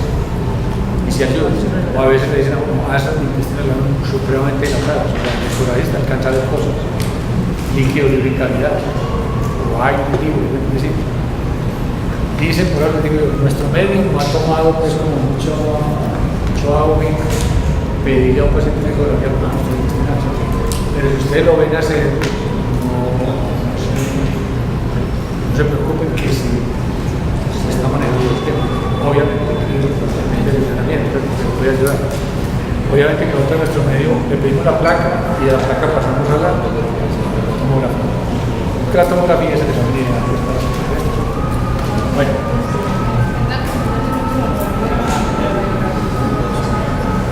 Buena pregunta, muchachos. Pregunta por aquí que el uso de bario, digamos, en estos pacientes que tienen obstrucción del estómago radioactivo. En principio no se debe utilizar porque el bario se le enfermedad del paciente avanza hasta cierto punto y ahí no avanza, eso se puede solidificar y aumentar empeorar la explosión. Entonces, si se va a utilizar, porque en ciertas situaciones se puede utilizar, por ejemplo, yo tengo una obstrucción del colon, se le puede hacer un colon prominente, ¿cierto? Y eso me va a mostrar hasta dónde llega, hasta dónde está la obstrucción, pero ya casos especiales. Si se va a dar un medio de contraste vía oral, se recomienda que sea hidrosolúvel, ¿cierto? No con varios. Que el hidrosolúvel pues se absorbe, ¿cierto? Pero hay situaciones que se puede utilizar como de contraste, ya hay casos especiales. Entonces tenemos una obstrucción que pensamos que es parcial, que lleva 4 o 5 días, no. Entonces hacen como una especie de... Pero, sí, la pregunta es, la respuesta sería, sí se puede utilizar, lo ideal es que sea hidrosolúvel para no empeorar. Bueno, entonces, ya tenemos el paciente con el diagnóstico, entonces vienen unas situaciones que tenemos que definir a ver si el paciente hay que operarlo ya o no hay que operarlo y se maneja conservadoramente. Entonces vienen pues como los truquitos. Miren este diapositivo, sospecha de isquemia intestinal. Entonces cuando sospechamos que el paciente tiene un obstrucción intestinal puede estar haciendo isquemia. Entonces, paciente que el cual empezó con un dolor hipocólico clásico de dolor intestinal y en determinado momento se ha vuelto continuo. Esa hora que se marcó un doloroso ya nos hace pensar que hay una situación que está complicada. Los que están en rojo son los más llamativos, ¿cierto? El dolor continuo, fiebre, muchachos, paciente con obstrucción intestinal y fiebre, esquirón. Leucocitosis severa y desviación izquierda, ciclotricación peritoneal. Entonces, paciente con dolor continuo, fiebre, leucocitosis de la izquierda, limitación peritoneal, tiene una peritonitis. ¿Está bien?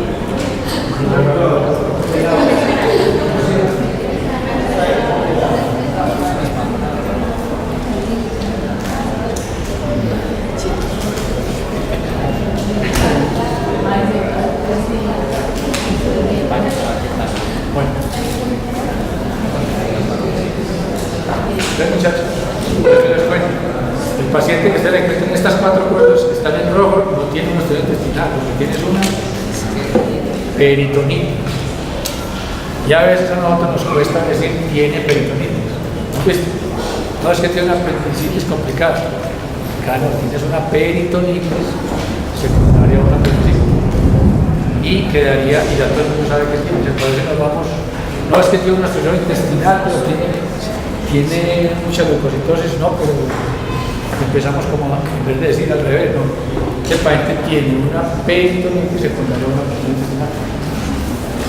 Estas otras cosas, miren, el resto ya es de, o sea, si el paciente, luego de la reanimación, una reanimación adecuada puede ser comprobada, el paciente caminando normal, todo está bien, y fuera de eso está muy taquicárdico, hay potencia, es lo que podemos estar en un paciente con una sepsis severa,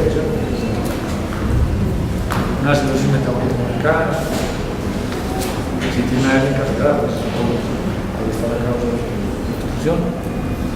Si pensamos o sospechamos que tiene una obstrucción cerrada, después de la placa, dicen, yo creo que lo que tiene es un volvulus, ese paciente puede estar haciendo un isquemia intestinal, puede que no tenga ninguna de estas otras cosas, pero si tiene un volvulus, esquirúrgico. Neumatosis intestinal en la placa. ¿Qué es neumatosis intestinal, muchachos? Pues hay burbujas en la pared intestinal, ¿cierto? Quiere decir que hay necrosis y hay gas ahí, o gas en la vena porta. A veces uno se fija en esas parte del hígado o en la zona que corresponde al hilo hepático y ahí puede haber también burbujas. Hay burbujas ahí, preocúpense, porque eso es una función de líquido. Entonces, es una complicación severa. Entonces, miren que con estos datos es como tratando de decir, no tiene. Si tiene uno de estos, hay que preocuparse. Y probablemente lo vamos a encontrar.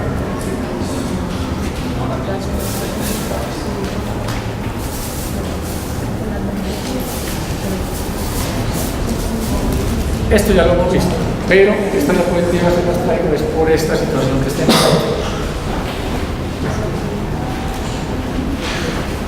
¿Cuál es esta situación? Ustedes van a ver pacientes que se operan por alguna razón de la cavidad abdominal, el paciente no mejora. 5 días, 10 días, el paciente se le empieza a vibrar, no tolera, se extiende, sonda anaplástica y vuelve y vuelve. Entonces, inicialmente pensamos que es un hilo. Entonces, normalmente uno dice hilo postoperatorio, funcional, por la manipulación, todo este tipo de cosas. Generalmente va por ahí hasta el 5.º día.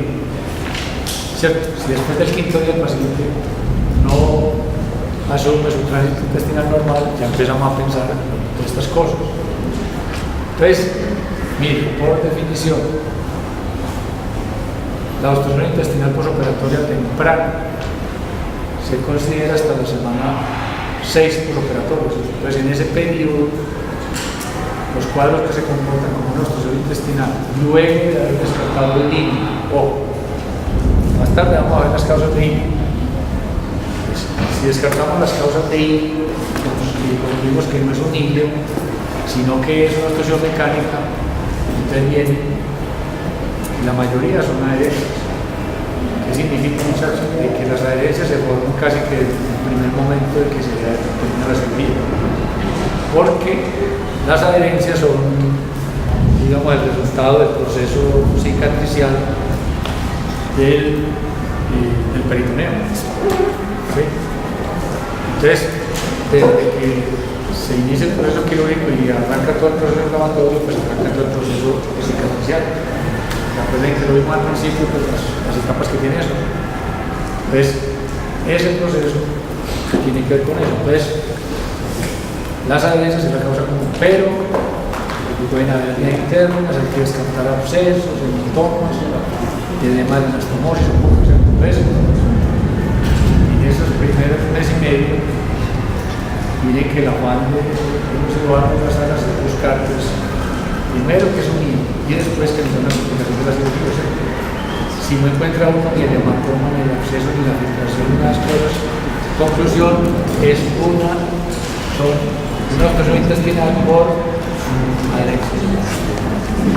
Y el manejo de eso es bien, conservador. En principio no les recomiendo operarse, no esperar, incluso algunos esperan hasta 6 meses para volverlo a llevar a la vida.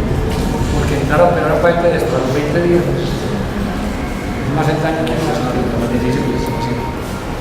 Bueno, y miren pues estas otras cosas que ya las vimos, enseguida vamos a mirar estos cuadros. Miren,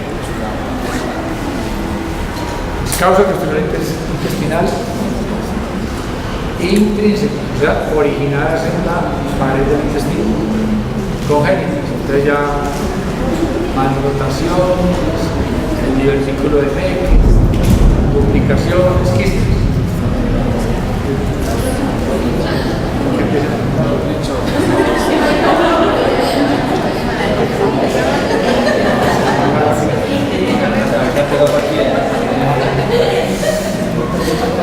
Bueno, entonces miren que yo les traigo estos listados para que ustedes vean el abanico de causas que pueden obstruir un intestino, que no las tenemos en cuenta, siempre pensamos en las frías, pero no siempre son frías, inflamatorias, todas estas infecciones intraperitoneales, no, estamos hablando de las paredes, entonces infecciones intestinales crónicas, por ejemplo, la TBC intestinal. Recuerden que el TBC intestinal y el TBC peritoneal. TBC, actinosicosis, la diverticulitis, la enfermedad de Crohn,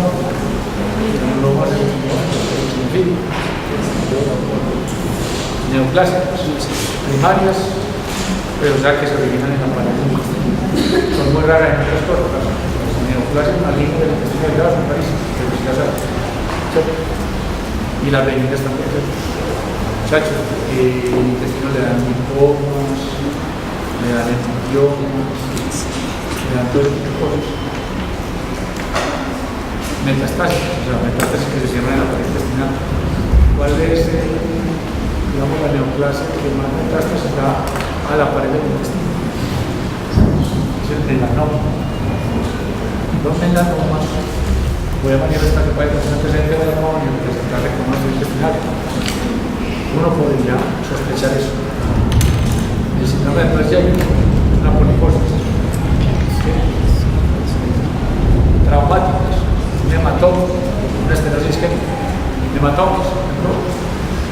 ¿Qué causaría hematomas en el intestino delgado? Las sobreanticoagulaciones, pacientes depresivos anticoagulantes. Una de las complicaciones que pueden hacer son hematomas intestinales y de manifestación intestinal. El último que vimos en Marco Fidel Suárez tenía por allá de seguro, tenía un nivel de como de 7. Pues entró a una cirugía y casi se murió. Pero estos pacientes no son quirúrgicos. Estos hematomas generalmente se tratan son líquidos, hay que darle un para entrar al paciente y esperar. Bueno, una estenosis isquémica. ¿Cómo se ve una estenosis isquémica? Por ejemplo, después de una cirugía, se hizo una anastomosis isquémica, pero no logró jugar, no logró medicar, y al cicatrizar hace una estenosis. O hizo un hematoma, por una razón, un trauma, por ejemplo, al reabsorberse y fibrosarse todo eso, es una estenosis. Entonces, y otra cosa es muy rara, la autosuscepción, la endometriosis, esta no es tan rara. La endometriosis, muchachos, puede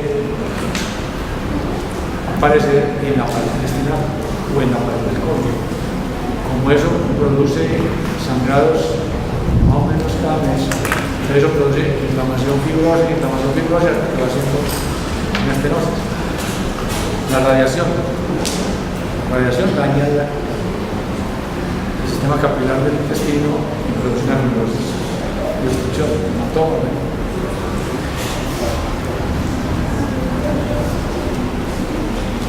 Causas externas a la pared, las adherencias. De las adherencias, las más comunes son las posoperatorias, pero están las adherencias congénitas y las posinflamatorias. Entonces, ¿cuáles serían esas? Entonces, en las mujeres tienen, por ejemplo, EPIs, una inflamatoria pélvica. Eso, después del tratamiento, produce un cuadro de cicatriz y produce un cuadro de adherencias. Entonces, una mujer podría ser una obstrucción intestinal primaria. Ese es otro nombre que le damos a la obstrucción intestinal primaria comprida. Es una obstrucción intestinal sin una causa aparente y una orientación privada. Primas post-inflamatorias. O el que hizo una peritonitis primaria por alguna razón, se mejoró y después hace todo este tipo por bridas. Son bridas secundarias al fuerza inflamatorio terminal. Las hernias, todas las hernias de la pared abdominal son extrínsecas. Entonces, la hernia, el intestino se mete por la hernia. Desde la pared interna, posoperatorias, adquiridas, etc. Entonces hay muchos tipos de hernias. Cuando damos el campo, vemos todo eso. Lesiones congénitas, el páncreas anular, son las causas. Un golpe. La persistencia del saco de shock, que yo le he mostrado ahorita, pues, lo que puede pasar. La carcinomatosis, o sea, son tumores malignos, pero están por fuera del intestino, que comprometen el intestino, lo acodan, lo extraccionan, lo que sea, y produce obstrucción. Abscesos, peritonitis portal, gastrinosis, síndrome de la arteria ventrícula superior, peritonitis constante. Estos son cuadros pues, muy raros. Si no entienden alguno, ellos me preguntan qué es eso. Vamos rápido, que no va a alcanzar. La esclerosis, ¿saben qué es eso? Bueno, el síndrome de la arteria ventrícula superior. Acuerden ustedes arteria mesentérica superior pasa por detrás de la cabeza del páncreas y por delante de la tercera porción del duodeno. Entonces está montada sobre el duodeno. Entonces algunos dicen, pero tampoco se puede demostrar que, por ejemplo, si pierde peso rápidamente, esa arteria puede, digamos, comprimir el duodeno y se comporta como una obstrucción alta, ¿cierto? Eso es lo que llaman, pero eso no se ha podido dilucidar qué es lo que pasa ahí. La peritonitis esclerante no es como rara, es autoinmune, o sea, el peritoneo se va fibrosando solo. Causas intraluminales. El hilio biliar es un cálculo biliar, generalmente pues, hace una fístula, sale de la vesícula, un cálculo grande, pasa al intestino y se queda produciendo una obstrucción en los sitios más estrechos, casi siempre en la válvula glandular. Un enterolito, o sea, contenido intestinal que se solidifica y se le piedra el mesoarco. Eso lo he escuchado, los más comunes son en el estómago. Son que toman varios tragos, de acuerdo pues la compresión mayor que tengan, ¿cierto? Un cuerpo extraño. Un cuerpo extraño, muchachos. El 98% de los cuerpos extraños, cualquier cuerpo extraño que pasa del estrecho esofágico superior, es decir, que llega al estómago, el 98% sale espontáneamente. Pero una de las complicaciones que puede haber cualquier cuerpo extraño es la obstrucción.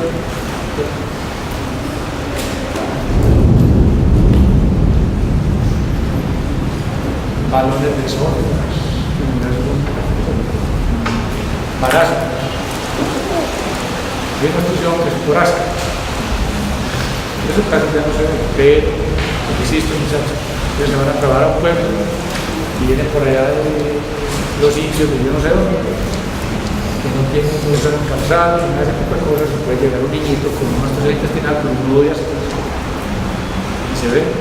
En el ensayo físico que no traen ustedes, una barriga gigante, lleno de frío, y en la palpación ustedes le encuentran una masa. ¿Sí?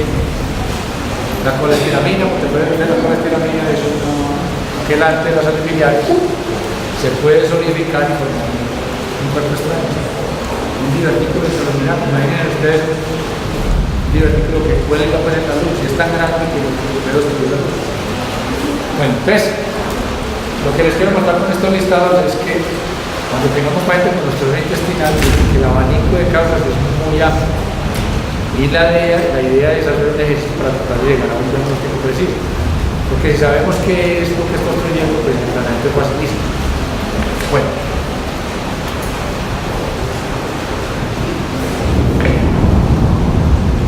Manejo de la obstrucción intestinal. Y yo se los coloco escenarios probables, ¿cierto? Porque es que entonces te van a decir, bueno, paciente con obstrucción intestinal por primas, sin signos de sepsis, ni signos de irritación peritoneal, ni sospecha de isquemia, ese paciente es de manejo conservador, ¿cierto? Y el manejo conservador es muy sencillo.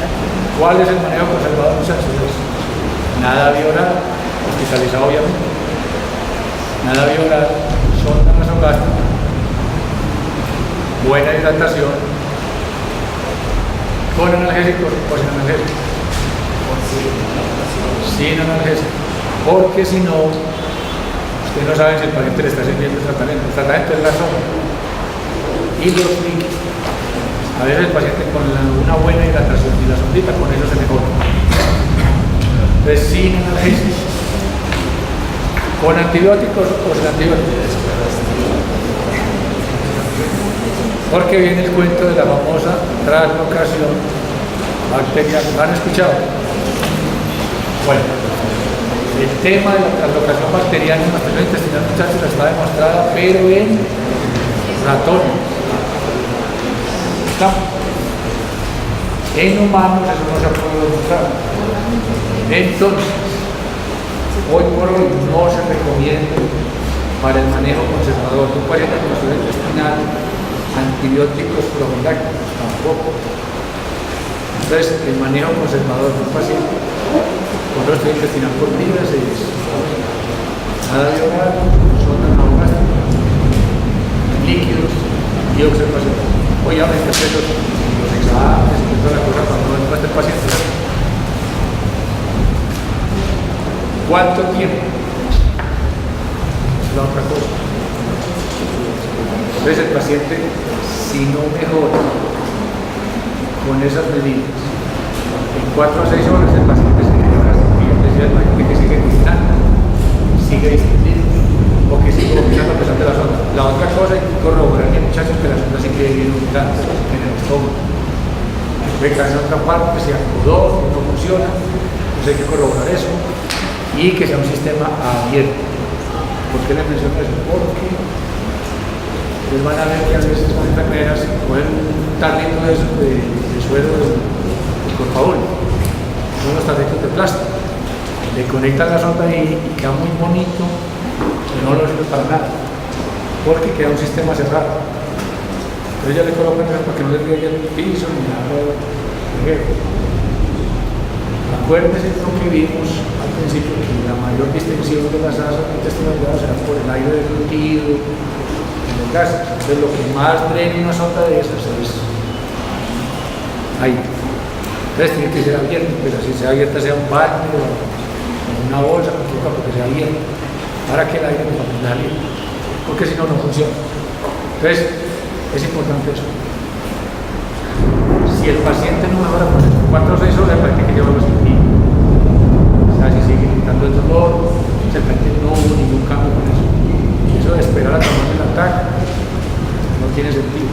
Por lo que les decía al principio, muchachos, la idea de estos pacientes es un diagnóstico temprano, una intervención temprana. Hay algunos dichos por ahí en cirugía que son muy curiosos, pero son salvos. Algunos dicen que un paciente con un obstrucción intestinal no debe de ver 2 veces la luz del día sin resolverse el problema. O sea, con menos de 24 horas el paciente debe estar o mejor está operado. Entonces, ¿qué es lo que pasa con esto? Hay una serie de obstrucciones que se pueden estudiar. Entonces, ¿qué es que el paciente tiene un tumor en el colon? Claro, está obstruido, pero ese paciente da tiempo. Ustedes van a ver que si da tiempo, le hacen la cara, le ponen la sondita, y ahí está ahí, con su barriga clara, y a los 3 días se llega a la cara y dice, sí, tengo un tumor en el colon, y se programa por la cirugía, pero por las condiciones del paciente se puede dar tiempo de estudio, pero ese paciente está obstruido y hay que desobstruirlo. Bueno, entonces, quedamos que el paciente que tiene una obstrucción intestinal no complicada, por bridas, manejo conservador. Si no se mejora, en horas se debe resolver. Si el paciente mejora parcialmente a las 4 o 6 horas, usted puede seguir y al día siguiente, a las 12 horas, usted le hace un control. Si el control radiográfico no cambia, ese paciente no va a mejorar, el paciente se debe operar. Si el control radiológico ha mejorado, el paciente también, quiere decir que ese paciente va a salir. Sale más o menos al principio, más o menos por la tercera parte, los pacientes que se manejan así. ¿Qué quiere decir eso, muchachos? Que los pacientes que se hacen manejo conservador siguen ahí en capilla porque son candidatos a posible cirugía. Entonces, esa es la mentalidad con que se debe manejar el paciente, ¿cierto? Bueno, obstrucción intestinal completa. Si yo tengo la clínica que es completa, como el caloide, no tiene flacos, no tiene vasos fecales, voy a dar la placa, unas asas gigantescas. El paciente no mejora, ve que mejora un poco con la sonda, pero no se va a aliviar. Entonces ese paciente es quirúrgico local. Digamos que el parcial está dentro de lo que no están complicados, ya lo vamos a mencionar. Paciente con abdomen bici, ¿qué significa eso? Es un paciente que no tiene ningún antecedente. Ese paciente, algunos les llaman obstrucción intestinal primaria, y eso es paciente a un quirúrgico. Es el paciente que llega, está obstruido, pero no tiene cirugía peritoneal, no tiene sospecha de isquemia, no tiene antecedentes de cirugía, no tiene hernia, no tiene nada de esto y está tapado. El paciente no es de manejo conservador. Lo que hay que hacer sí es reanimarlo, hidratarlo, organizarlo, ponerle condiciones y el programa para cirugía. Y en el que es recurrente, este es digamos, es el paciente que ha tenido historia, unos cuadros a repetición de obstrucción intestinal manejados conservadoramente. En ese paciente se recomienda manejo conservador, ¿cierto? Dependiendo de qué tan cerca están los episodios, porque si es un paciente que en la semana lleva 3 consultas por lo mismo, ese paciente está obstruido, ¿cierto? Pero si es un paciente que hace 6 meses, 8 meses, tuvo un cuadro y ha tenido cuadros anteriores, son pacientes que se les puede intentar manejo conservador. El después de la cirugía sería el posoperatorio temprano, se recomienda manejo conservador, ¿cierto? Ya lo vimos ahorita.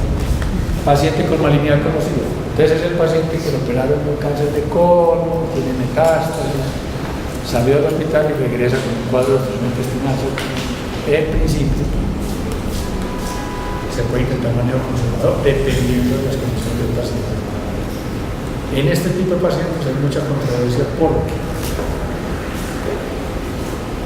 una probabilidad es que sea obstrucción por vía, ¿cierto?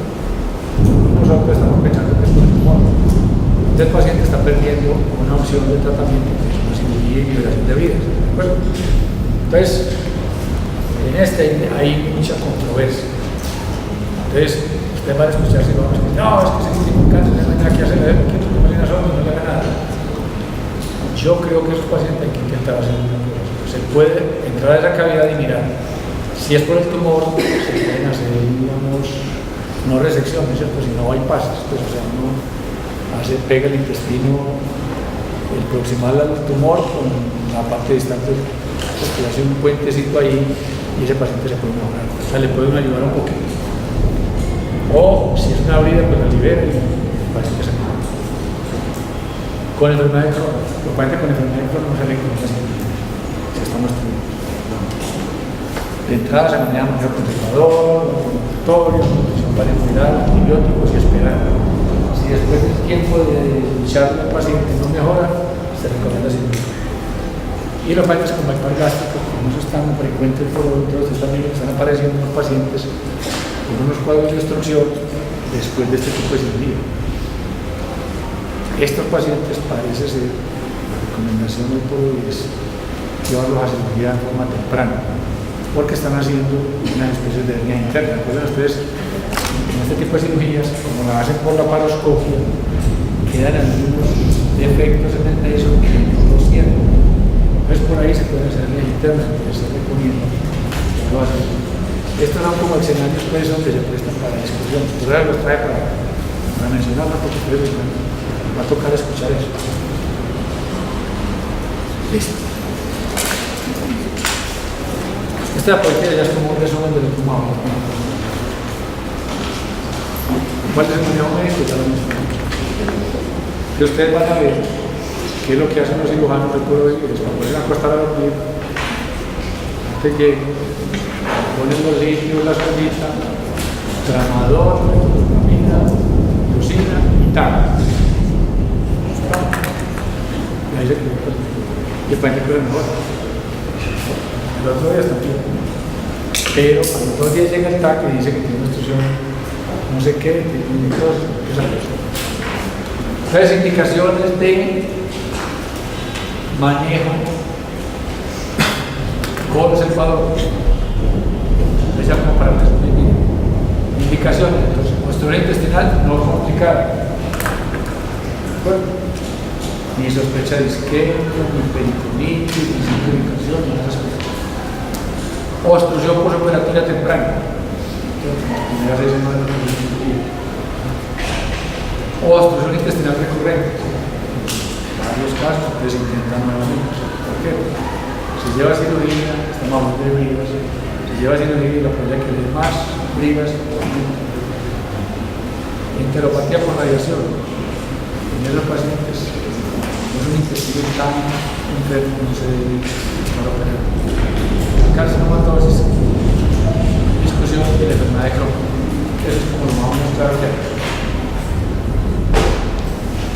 Muchachos, pero no quiere decir que un paciente, por ejemplo, un paciente que llega con una enfermedad de Crohn conocida ya, pero no con signos de irritación peritoneal, con fiebre, por ejemplo, lo que tiene es una peritonitis, ¿cierto? Hay que esperar, independiente de lo que importa. Vamos a hablar entonces, el obstruido sin signos de peritonitis ni de isquemia, ¿cierto? Bueno, contraindicaciones, miren, sospecha de isquemia intestinal. Esa tanta veces que la echamos desde el principio. Obstrucción del intestino grueso. ¿Por qué, muchachos, la obstrucción del intestino grueso es quirúrgica? Primero, porque la mayoría son por cáncer. Y segundo, porque no se obstruye con una sombra. Bueno, acuérdense ustedes. Hay que poner cuidado con las obstrucciones del colon, sobre todo los pacientes que tienen la válvula ileocecal competente. Acuérdense, más o menos el 40% de las personas tienen válvula ileocecal competente, o sea, no permite flujo retrógrado. Entonces, si un paciente tiene una obstrucción del colon con una válvula ileocecal competente, se comporta como una asa cerrada. ¿De acuerdo? Entonces, esos pacientes hay que llevarlos a cirugía lo más rápido posible. ¿Cómo se dan cuenta de eso?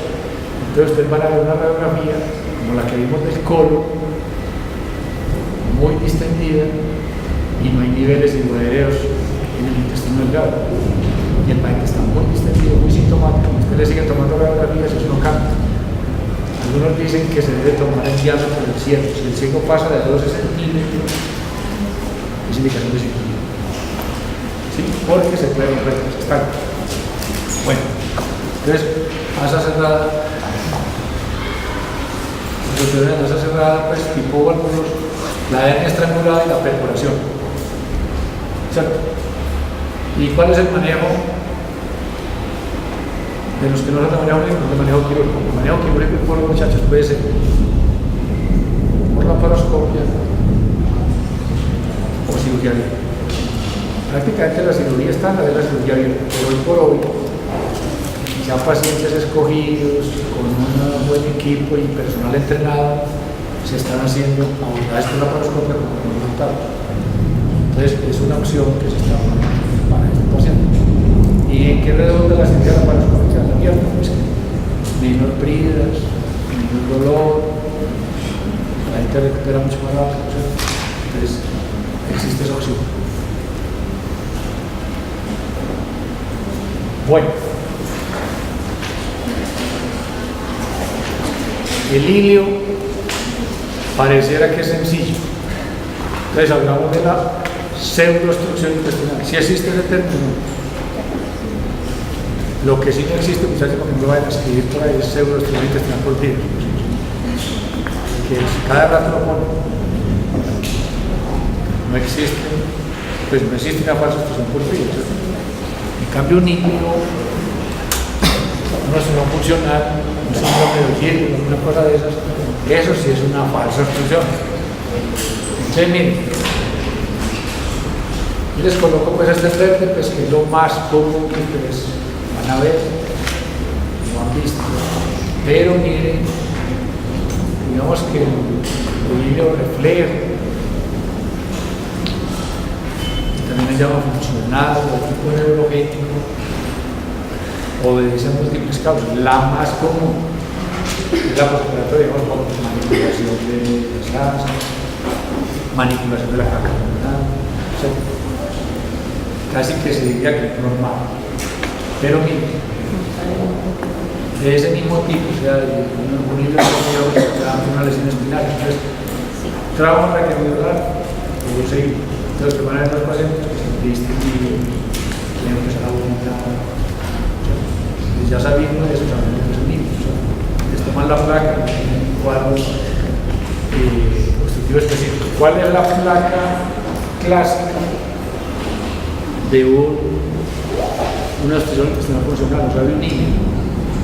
Son múltiples niveles, pequeños niveles en forma uniforme y centralmente periféricos, donde están toda la cavidad con aire en el colon, aire en el recto, o sea, no hay una dilatación marcada de un lado o del otro, sino que todo es más o menos uniforme.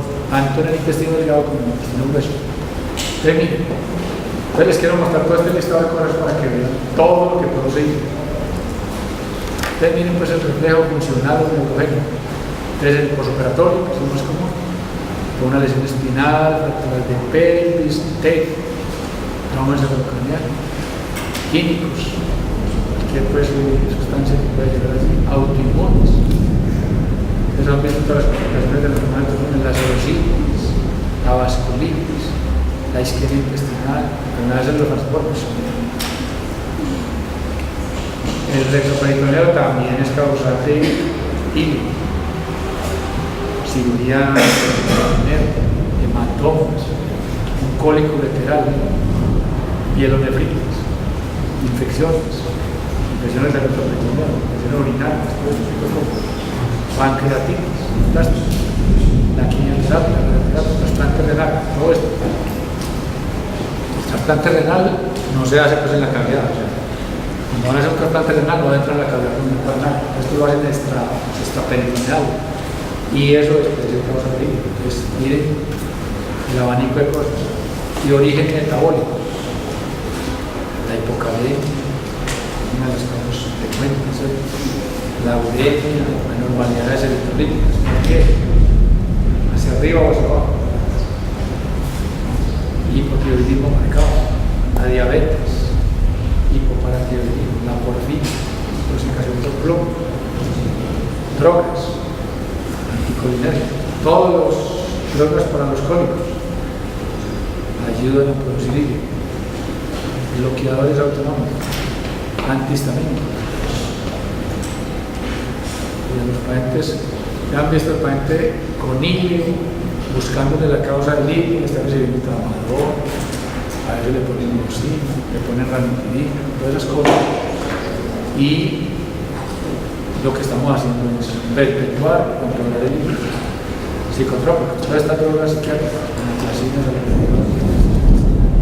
los opiáceos, los opioides, la clonidina, el etanol, miren, entonces, muchachos, el llamado que es el mensaje es hay que ser mucho más amplios en el enfoque del hígado. Y la idea de nosotros es tratar de que el paciente recupere lo más rápido posible del hígado.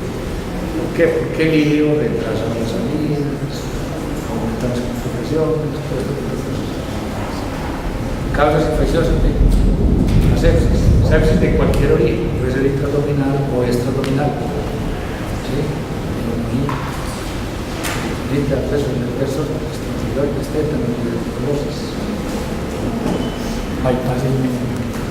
Pues, el mensaje, muchachos, es que el hígado es multifactorial y que tenemos que estar muy presentes en la causa. Ahí viene pues como el juicio clínico del seguimiento de estos pacientes. ¿Ustedes creen que existe el hígado primario? Pues es decir, que el paciente consulte por un cuadro de hígado y ese es el diagnóstico. Se lo menciono porque en el marco de la se ingresan pacientes con hígado. ¿No le ha tocado? Y lo manejan como hígado y se hace con el diagnóstico de hígado. O sea, el hígado no es un diagnóstico. El hígado es una manifestación de otra causa. Entonces, es algo de comentarios. Entonces, nosotros debemos colocar la posible causa, no la manifestación de esa causa.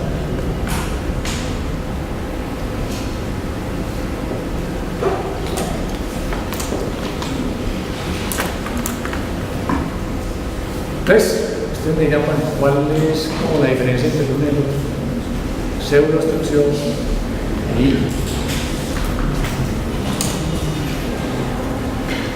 ustedes van a los libros y encuentran pseudoobstrucción y a veces se confunden, ¿cierto? Pero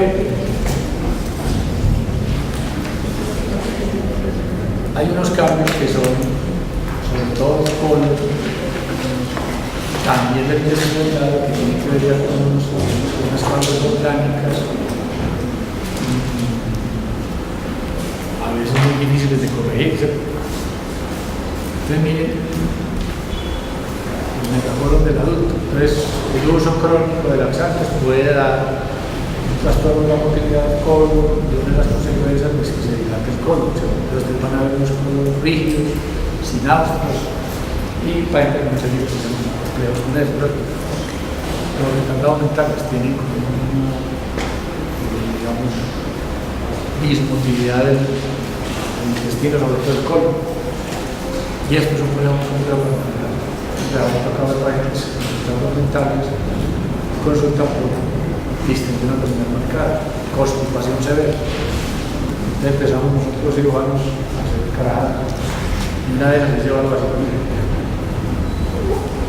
el síndrome de Oshiro. Es una dilatación, digamos, aguda del colon, o un líquido agudo del colon.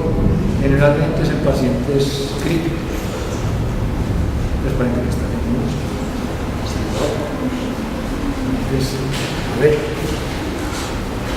entonces es como una parálisis del colon. Esto es muy difícil de manejar.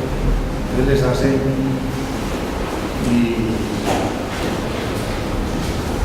pruebas con los niños, a ver si se hace el reflexismo, les hacen colonoscopias a ver si se cómo descomprimir y se les quedan sondas allá.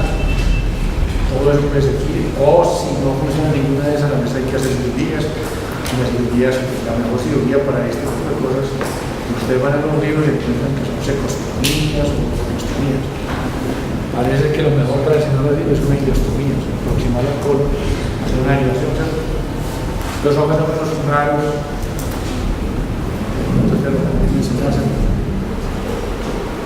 y fenómenos idiopáticos, pues en cuanto a daños ya de la pared, que producen cuadros, o sea, pero ya es un problema de motilidad intestinal, por problemas de la pared. Entonces, vienen pues cuando hay cambios histológicos, cambios, cuando hay daño del músculo, entonces hay cosas que son hereditarias, que son familiares, cuando hay daño de los plexos entéricos. Eso tiene un nombre rarísimo, no sé cómo nombrar, pero puede transmitir. Eso es muy raro. Yo he visto uno o dos pacientes de eso y he visto más. Muy complejo, es un intestino que no se mira. Pero existen pues. Y todos estos pacientes que tienen enfermedades escolares, todos los pacientes pueden tener problemas de la motilidad y se puede manifestar con niños, pues, y de los parados. Entonces, si uno sabe que el paciente tiene un problema de estos, después de descartar una serie de causas, pues llegar a la conclusión de que es un problema escolar en forma de mediar. La distrofia muscular también puede la motilidad intestinal. Y cosa más rara, la enfermedad de Chagas. ¿Acuerdan ustedes la diabetes? La diabetes es una de las enfermedades que tiene trastornos disautonómicos, temas de la neuritis y todo este tipo de cosas. Entonces, los pacientes diabéticos tienen trastornos, estómagos perezosos, colon perezoso, hacen cuadros de pseudoobstrucción. Entonces, los pacientes no se deben de recibir, es un médico. Intoxicaciones por cloro, frío, problemas muy raros. Bueno, y por último, muchachos, para hablar del colon, con esto acabamos. Las lesiones del colon son, digamos, mucho menos frecuentes que las lesiones del colon. ¿Y cuál es la clínica, muchachos, de las lesiones del colon? Un dolor armado. La mayoría de las veces es un dolor de intensidad, digamos, de media moderada, que la manifestación principal es por distensión. Entonces, y como la mayoría son por cáncer, entonces estas son las personas en personalidad, generalmente son viejitos, personas de muchos años, que consulta por un cuadro de constipación de 8 días de evolución. Usted ha visto que le preguntamos, bueno, ¿y hace cuánto venía bien? No, yo venía bien. Algunos le mencionan algunos trastornos del hábito intestinal, pues cambios en la forma y consistencia de las heces. Y hace 8 días no vino el cuerpo. Y esto es distinguido, no les da vómito, generalmente no vomita, ¿cierto? Entonces usted le toma la plaquita y encuentra un colon muy distendido, con niveles irradiantes del intestino delgado o no dependiendo de lo de la válvula, y miren pues como causas como la impactación fecal es relativamente frecuente. Entonces, ¿en qué tipo de pacientes? Generalmente pacientes encamados, problemas de motilidad, problemas, secuelas de accidentes cerebrales, cosas de la alimentación regular. Entonces son pacientes con historia,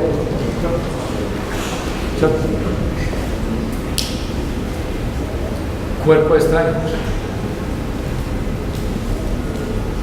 Lo más común es la payola. Si da por comer una cosa que silvestre por ahí, eso es una cantidad de fruticas, eso se apela más allá de eso, hay que sacarlo con la mano. Esa es la cirugía del interno, donde usted les toque. Entonces eso se llama cuerpo extraño, y están los otros cuerpos extraños, pues esos que entran por el recto, o por la boca, bueno, hay muchos cuerpos extraños. El baño también se puede, digamos, ya casi no se hace estudio, pero hay postulares intestinales del colon por baño. Cálculos biliares en el colon sería muy raro, pero podría hacer. Intrínsecas, las más comunes. Entonces miren que les traigo cuáles son las más comunes. Están en verde: cáncer, diverticulitis y vólvulos. Pero hay otras intrínsecas más raras, pues la enfermedad de Crohn del colon, muy rara, pero está escrito.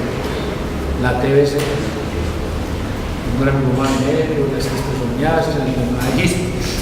La enfermedad de Gistro generalmente se manifiesta en los niños, ¿sabes? Que es una trastorno de inflamación del colon, ¿cierto? Secuelas de radioterapia, isquemia o impregnación, ¿cierto?